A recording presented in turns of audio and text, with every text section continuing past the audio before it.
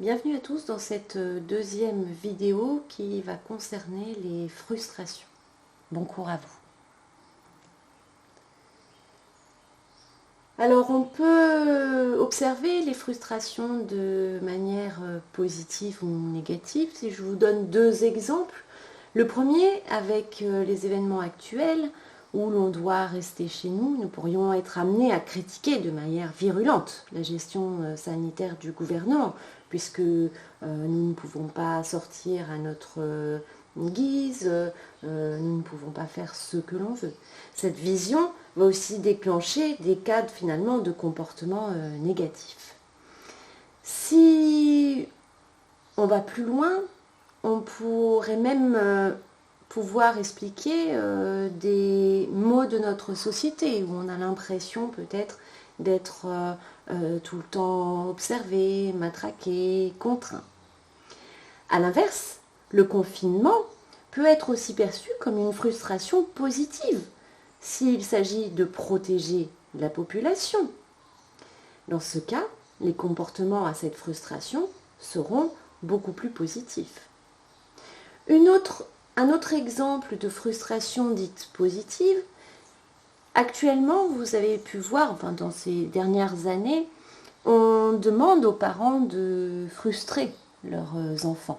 En effet, nous vivons dans un monde frustrant, autant leur apprendre dès tout petit ce que c'est. C'est là, par contre, vu comme quelque chose de positif. Donc le mot frustration, finalement, est employé dans les deux sens. Il peut être positif ou négatif. Un consensus des chercheurs est de dire que, pour donner une définition, une petite définition de la frustration, c'est lorsqu'un but qui est motivé n'est pas atteint. Que se passe-t-il alors ? Eh bien, être frustré, avant tout, finalement, c'est accepter la frustration. Je vous ai mis l'auteur Winnicott entre parenthèses, c'est lui le premier à avoir beaucoup décrit ce phénomène, surtout chez les enfants. La frustration est un phénomène passager. Cela ne définit pas un individu, ce n'est pas parce qu'on a un épisode de frustration que nous serons toujours frustrés. Donc il faut essayer au maximum d'être positif lorsque l'on est en confrontation avec un sujet qui est frustré. Il n'y a pas d'échec si on est frustré un moment. Ça ne veut pas dire qu'on n'a pas réussi son accompagnement éducatif ou dans les actes de la vie quotidienne. C'est juste qu'à un moment donné, des émotions s'expriment, que le but de la personne n'a pas été atteint, et c'est ceci que nous devons interroger. À l'extrême, la frustration peut conduire à soit l'agression, soit la résignation.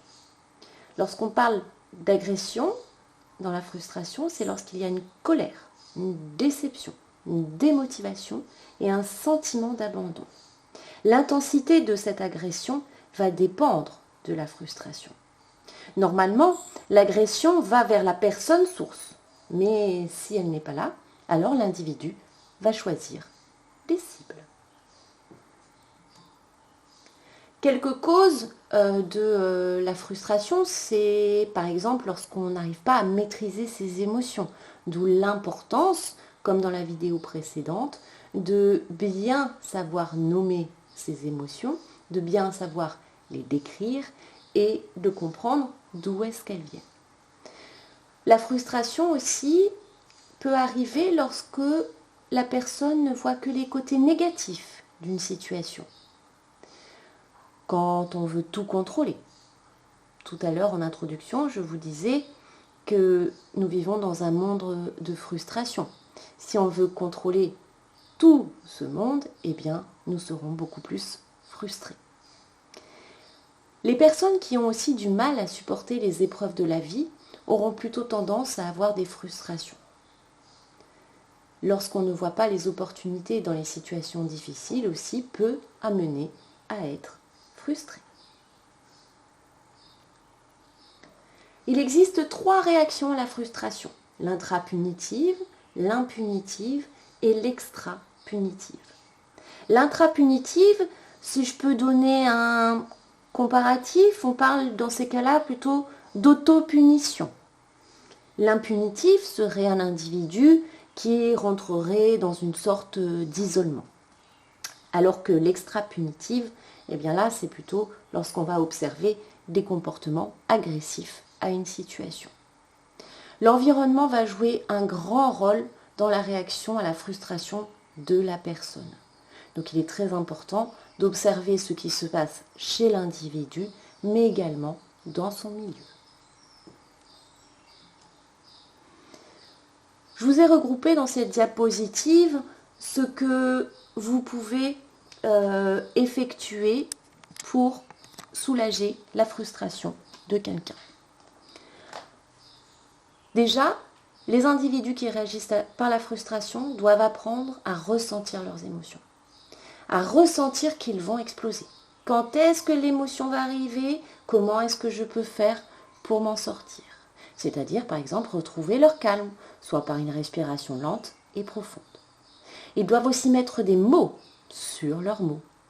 Dire ce qui les stresse, comment essayer de les diminuer, aller voir un éducateur pour en parler, ou un parent. Penser à des choses calmes. Dépenser leur surplus d'énergie. Vous pouvez les isoler et leur demander d'aller courir un tout petit peu. En tout cas, vous devez aussi dédramatiser la situation. Sachez, dans tous les cas, que si la personne comprend ce qui lui arrive, elle saura mieux la contrôler. Mes chers futurs éducateurs, évitez toutefois de dire « ce n'est rien », « ce n'est pas grave ».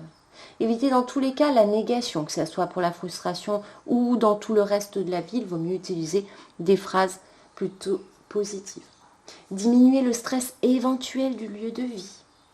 Rappelez que chacun d'entre nous avons des émotions et que celles-ci s'expriment différemment.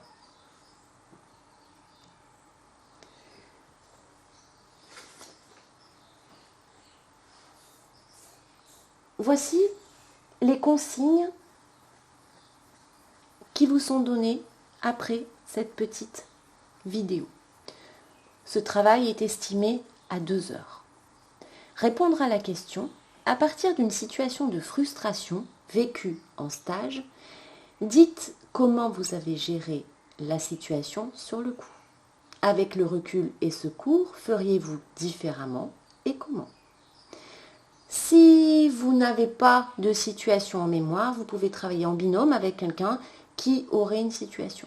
L'exemple choisi ne concerne pas que les personnes accompagnées. Il peut s'agir d'une situation en lien avec l'équipe ou un collègue. La situation sanitaire actuelle peut également faire partie du sujet. Vous n'avez pas de limitation de ligne. Bon courage à vous!